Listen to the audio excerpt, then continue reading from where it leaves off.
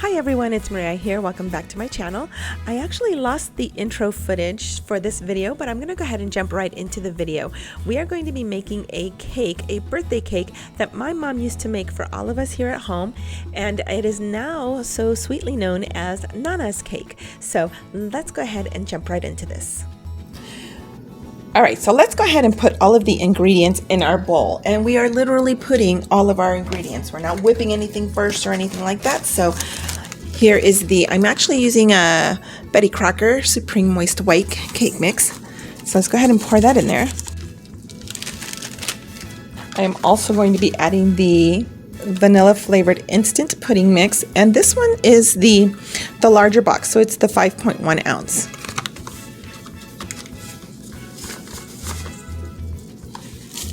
Let's add in our 4 eggs, half a cup of milk, a teaspoon and a half of vanilla, and our butter, and it's already been softened, so I'm just going to go ahead and put that right in there.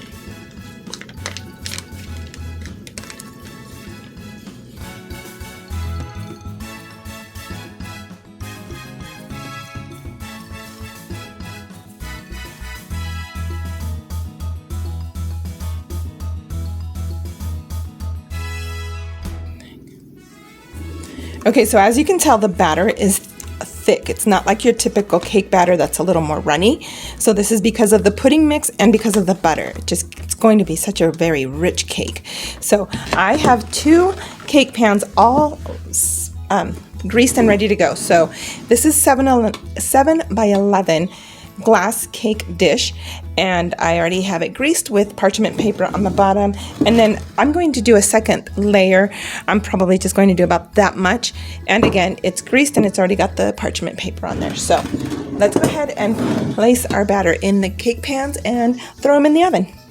Okay, so like I mentioned, the batter is a little thick, so what I'm going to do is just spoon it into the cake pan or baking dish, and you can see how thick that is. It's going to be so good.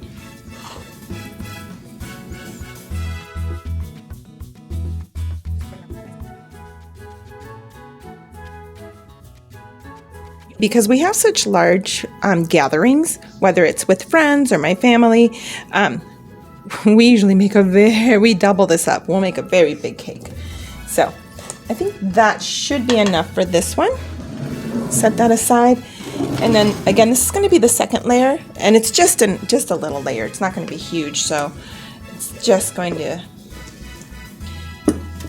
be a cake request for just a couple of people. So, but we still wanted to give it that second layer.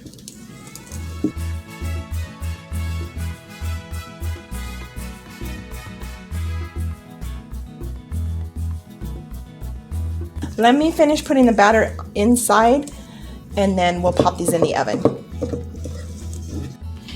Okay, so here are both of the cake pans filled with the batter. Like I said, you'll see that the batter is a little thick. You can see how much I filled the smaller one. Like I said, it's just going to be a second layer that's not very thick, or that one. So let's go ahead and pop these in the oven.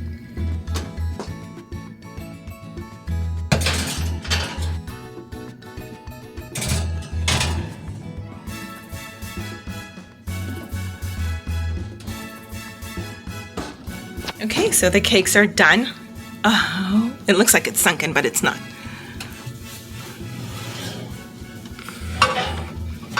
Let's go ahead and put this on the cooling rack. Oh my God, this smells so good. And you can see how much it rose.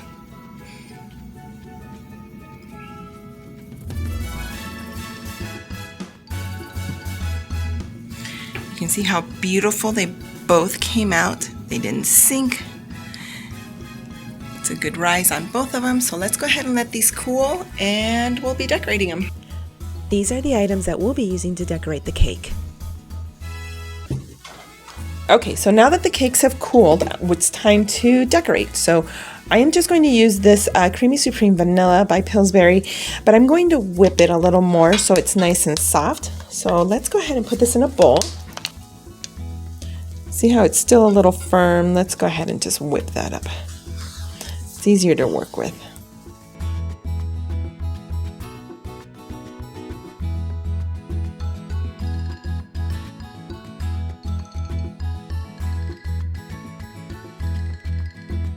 So much better. You can tell the difference in consistency. It's so much creamier. Okay, so let's go ahead and flip our cake onto the tray. Okay, so this is the tray I'm going to be using. I actually picked this up at the Dollar Tree, so it's nice. It's plastic and it's pretty, so we'll be able to use that, and it'll fit perfectly. And again, like I said, this is a 7 by 11 glass tray. Oh no. There we go. And it fits perfectly on that. Okay, and remember we used parchment paper, so I'm just going to peel that right off.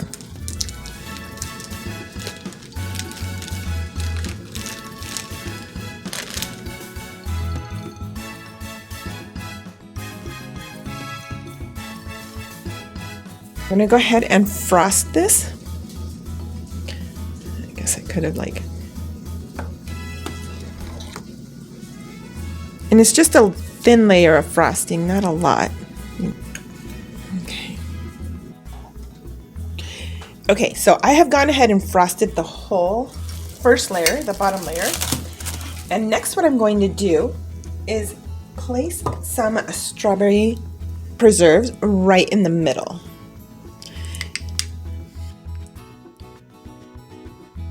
And it was always fun when Mom would make the cakes. Well, my mom, but the grandchildren call her Nana, so that's why we call her Nana's cake.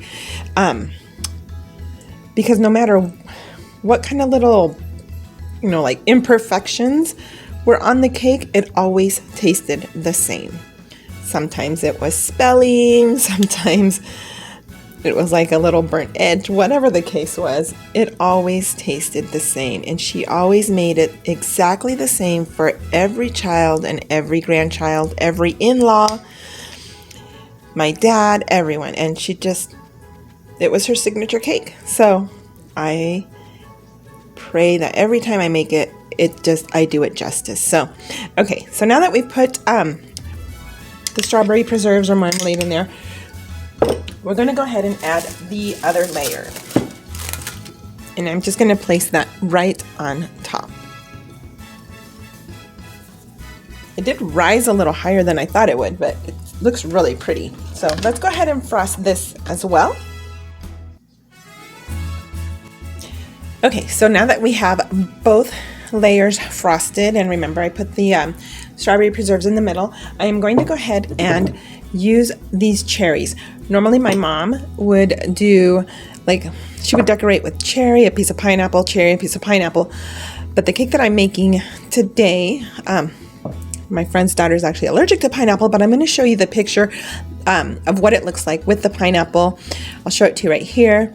This one we made for my son, because now the grandchildren are saying, oh, can you please make me Nana's cake for my birthday? So my mom definitely left a little legacy when it comes to her cakes. So let's go ahead and get these cherries. I'm just going to slice them right down the middle and then just decorate it all the way around the cake.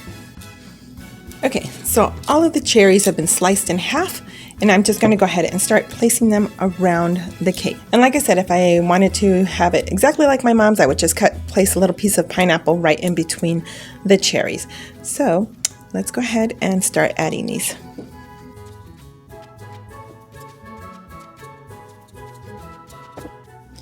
Okay, so I've gone ahead and placed the cherry slices all the way around. You can see that. And then, so what I'm going to do now is write happy birthday on here, and then I'll finish it off with the cherries. I just want to make sure I have enough room there. And she would always use the red gel for writing happy birthday. It didn't matter who it was, she would always use red. So let me go ahead and write this in, and then I'll get right back to you. Okay, so I'm going to try and mimic my mom's handwriting. She would always just write in all caps when it came to happy birthday, and every once in a while she'd throw one in that was lowercase. So let's see if I can do this.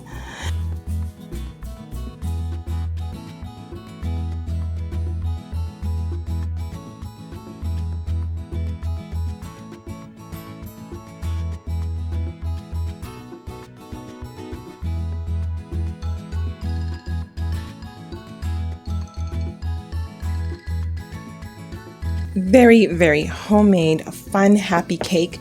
So I'm going to go ahead and finish adding the cherries on the top now that I know where my spacing is, and we'll see you here in just a second.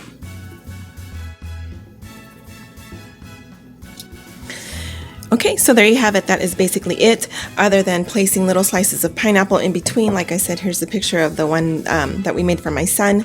And it's very simple. It's awesome. It's amazing. You'll taste it, and the flavor is wonderful. My mom made it for everybody, and it is what is known as now Nana's cake, and it's so fun to know that even friends are starting to ask for Nana's cake. So thank you, Mom. I know that you're watching over us. I know you love us, and we love you, and we miss you. And we're so grateful that you continue to live on in our hearts.